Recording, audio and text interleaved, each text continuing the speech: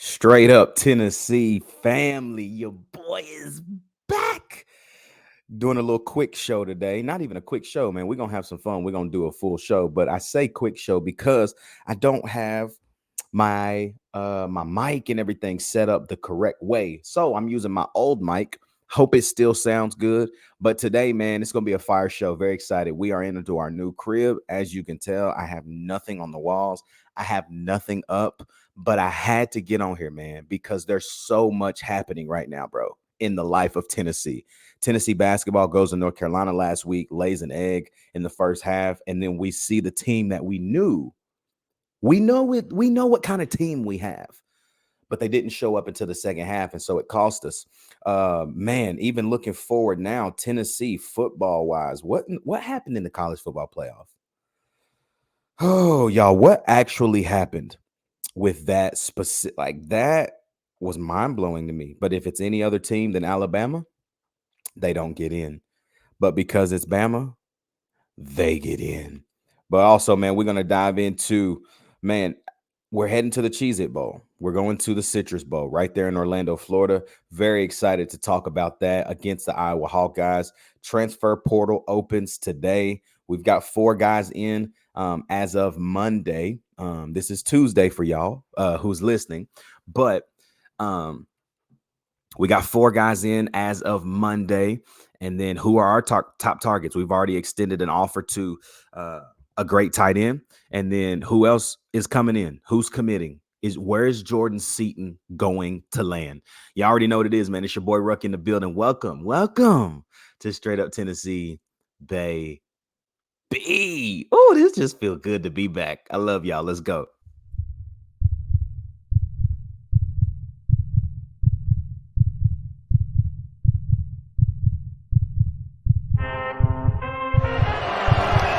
From 40, on the way, a knuckleball. He got it!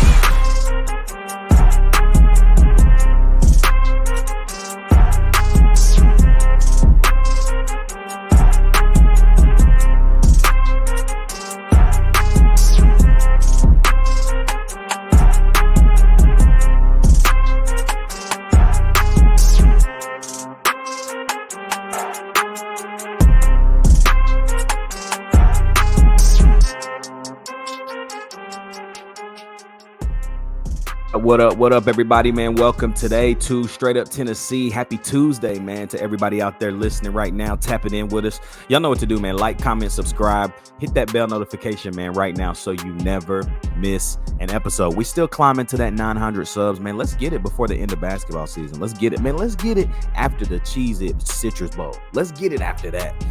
Let's get 900, man. I would love to be at 1,000 before football season starts next year. That's a big goal of the Straight Up Tennessee family, is to get to that 1K mark, because, man, all the hard work, all the effort, it is showing off already. But that would just let me know that what we're doing is working, and we're going to continue to work and get better and better and better, man. What's up? Hope everybody on Apple and Spotify, you having a great Tuesday as well.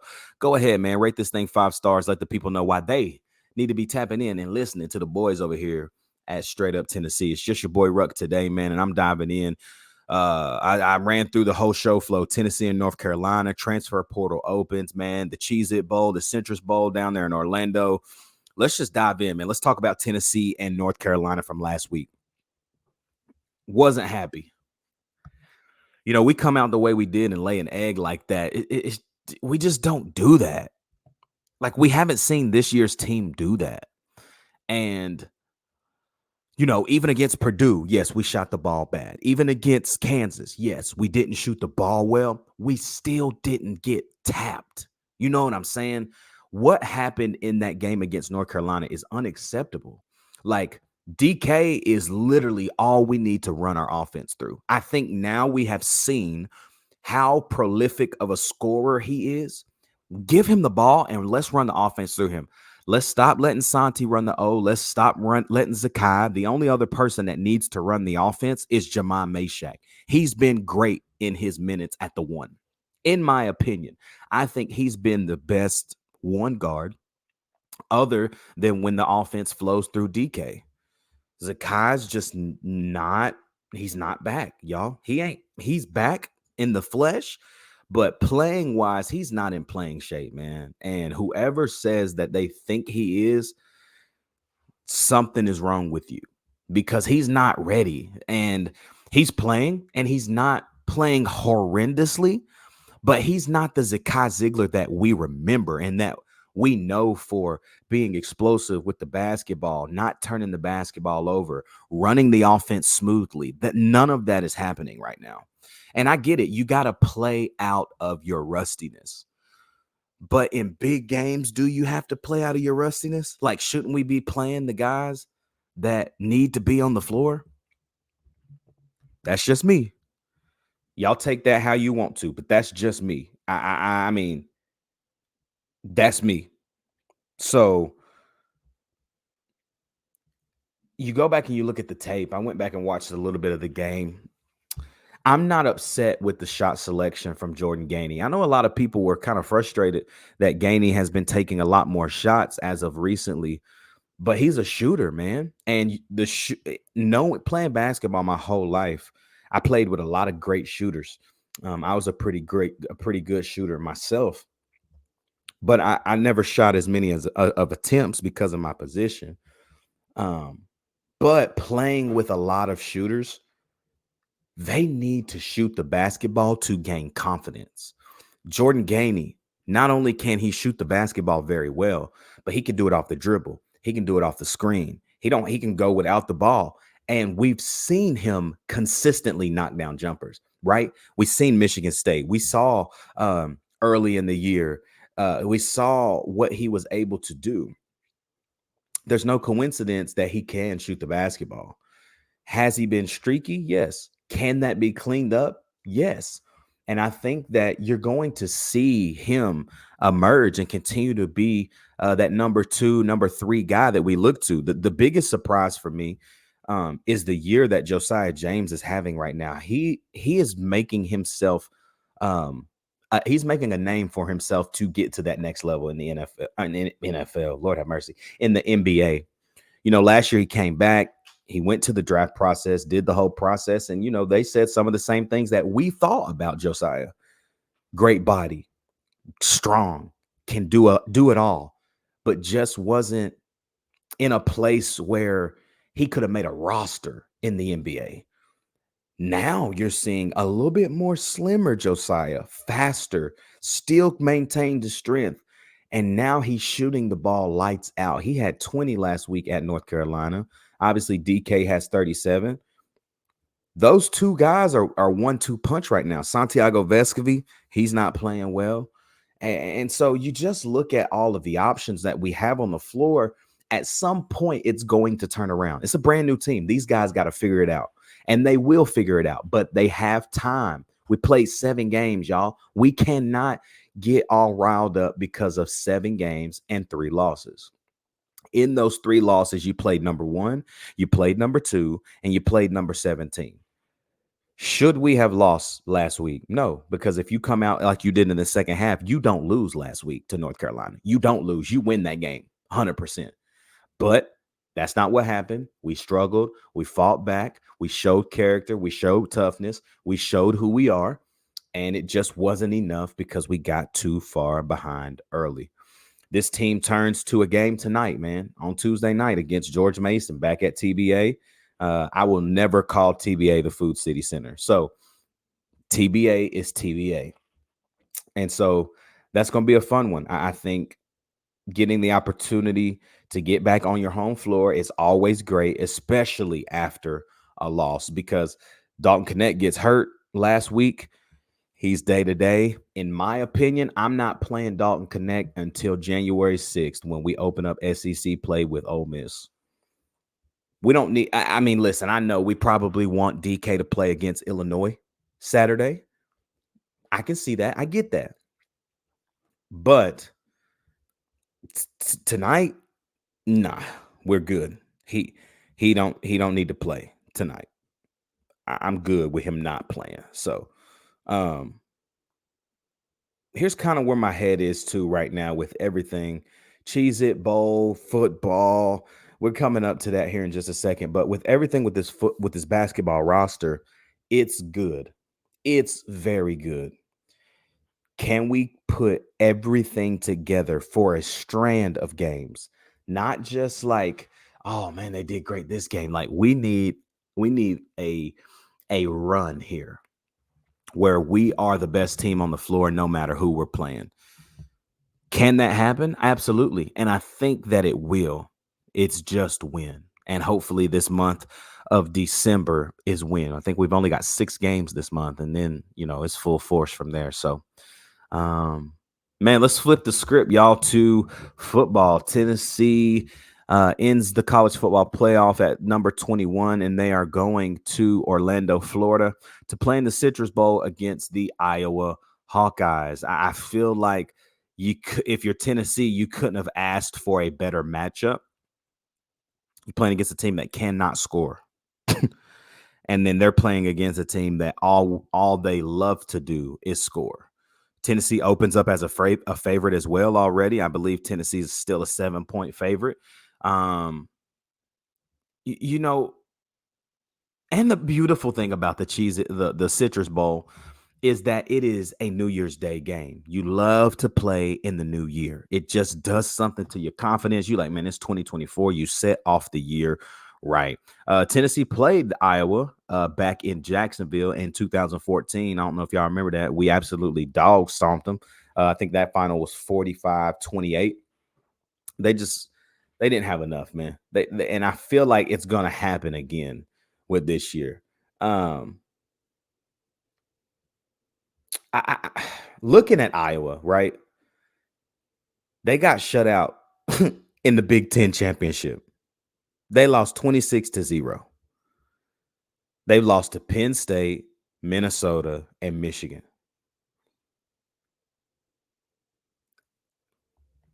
I'm just letting that simmer because this team is not very good. And yes, they won 10 games or whatever, 9 games, however many games it is, 10-3. Yeah, 10 games because they played in the conference championship. They not good. And Tennessee needs to go out and handle business. Now, here's my question. Does Joe Milton opt out? Does Nico get the go? What do y'all think? Does Joe opt out of this game because, he wants to get ready for the draft, not get injured, blah, blah, blah? Or does he play in this game? Because if he does not, I'm interested, man. I'm going to be tapped in to see Nico Iamaleava take the field in the freaking Citrus Bowl. That would be special. Now, looking more at the Citrus Bowl, Iowa themselves is ranked 130th out of 133 teams in scoring offense, averaging 16.6 points a game.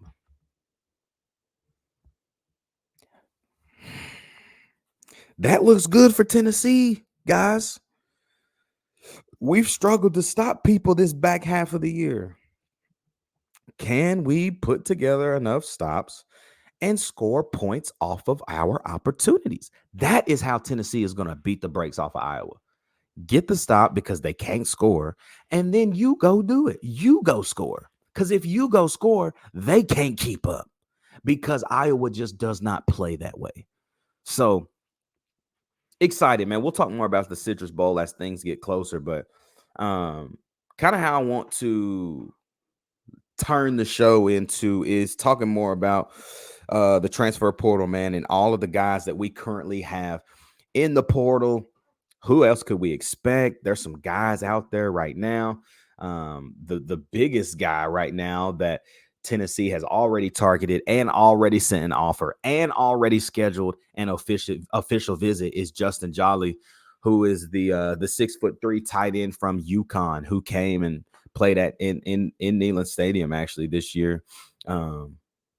He had 74 catches in 2 years for almost 1,000 yards, man. Like, that's a guy you need on your roster.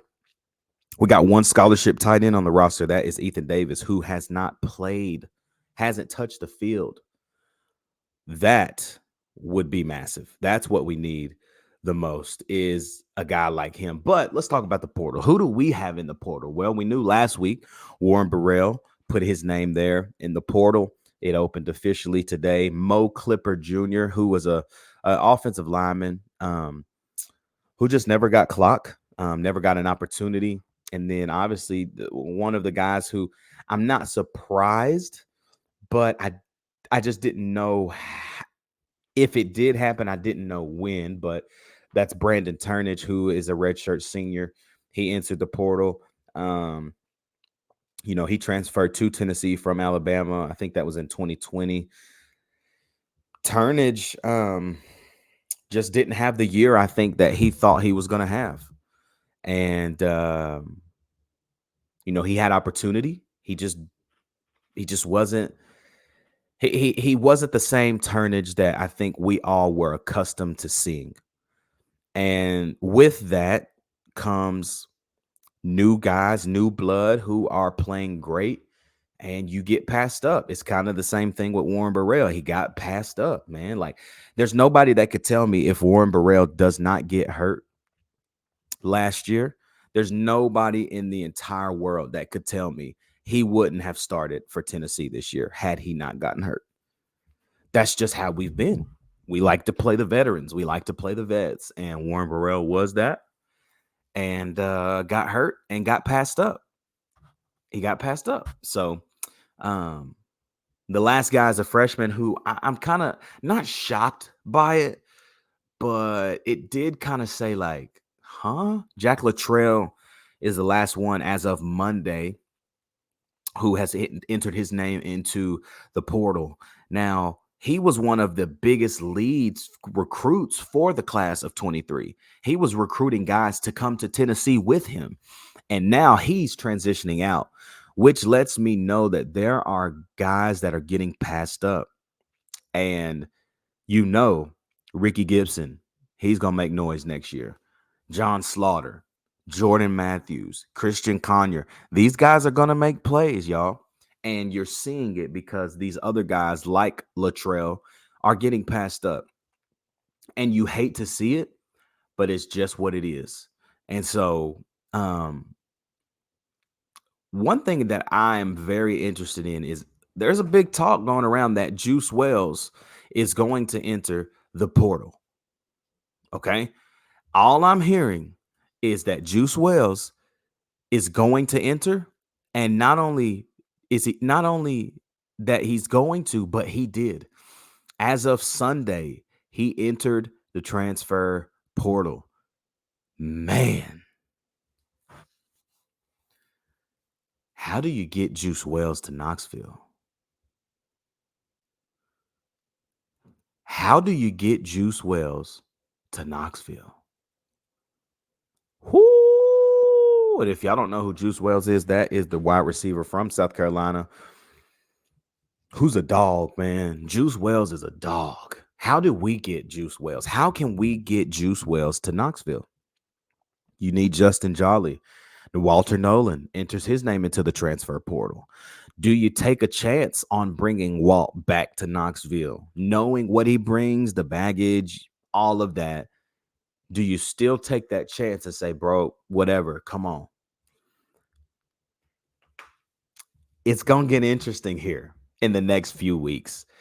I feel as if Tennessee's in a good spot, and relationally with a lot of teams and a lot of players, I think we're going to be able to get some guys that we may not have thought would come to Tennessee, but now because of what we've done, what Josh Heupel has built relationship-wise, what the coaching staff has done relationally, we're going to be able to get some guys. And we always do. You get Dante Thornton last year, who just tragically, man, goes down on his first touchdown as of all. He's returning. But you're going to get more guys, man. What happens with this 24 class? Does Jordan Seaton commit? Sorry, y'all. Does Jordan Seaton come to Tennessee too? He's the hottest ticket, I think, right now as far as recruits and commits, as far as young guys. I feel like Jordan Seaton which he said it himself, is that he's looking for community and real relationships. And that is what Tennessee does the best, I think. I think that is where Tennessee shines. And if we indeed land Seton, it will be because of that. Point blank, period. Where do we think he's going? I don't know. I'm not hearing anything. Bama's still on good terms. There's a lot of teams still on good terms with him. Florida's still an option. Oregon's an option. Tennessee. Where does Jordan Seton go? Looking more at some guys who are in the portal. We've offered Marley Cook, who is a defensive lineman there from Middle Tennessee. Obviously, I told you about Justin Jolly, and then Remington Strickland, who's an offensive lineman from Texas A&M. Guy was a 4-star in 2021, so he's still got years to play. Can we get him? We've already offered him as well. So I'm excited, man, to see what we do in the portal. I think this year more than any year is important to make the right moves, not just good move, but the right moves. And I think that we're going to do that. I think that we're going to be strategic. Josh Heupel's going to do what they do, and the staff is going to do what they do, and then we're going to be able to reap the benefits in 24 with a new offensive coordinator. When I say offensive coordinator, but with a new offense with Nico Iamaleava leading it. You saw this year the offense took a step back. You get the new and improved new offense, get Nico in the football game, and let's see what happens. Let's see what he can do. I hope, again, Joe opts out and we get an opportunity to see Nico in the Citrus Bowl, because I think that if he goes out there and performs at a high level, it is going to place so much hope on Tennessee. It's going to place really some confidence too, because we think that we know Nico's a boy, but we don't truly know how good he is until we see him play 60 minutes. And we might get that opportunity. And so we'll find out more in the coming weeks. But yeah, guys, Tennessee got a big basketball game tonight. We'll still be talking more recruiting, transfer portal, all of these things. Y'all know what to do, man. Like, comment, subscribe, hit that bell notification right now. Join the channel. Low as 99 cents, man. You don't even know. Apple and Spotify, man. I appreciate you guys so much for what you do and how you continue to listen. Share this thing out, man. Share this podcast to whoever loves the same thing as us. That's all things Tennessee, man, from the Vols to the Grizzlies. I told y'all I'm not talking about the Titans or the Grizzlies.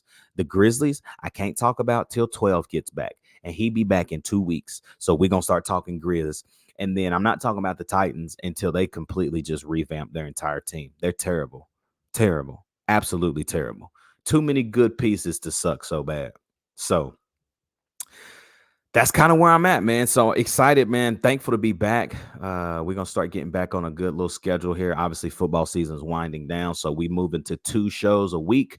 That will be Tuesday, and then we'll be back on Friday. There may be some nights, maybe Tuesdays or whatever, man. We might pop on live, have a good time together. But, man, we're going to be switching up our schedule as basketball season arises and they play a million games a week. And football kind of winds down. I'll be trying to do some quick videos as well on the transfer portal, things that are happening in the life of Tennessee football as the entire offseason emerges. So thank y'all so much, man. Like, comment, subscribe. I will be back Friday, man, with a Chop It Up Friday episode to recap Tennessee's basketball victory, better be victory, tonight over George Mason, and get us ready for the Illinois Fighting Illini. Y'all have a great Tuesday. I love y'all. Y'all already know what it is, man. It's straight up Tennessee, baby. We'll see you Friday.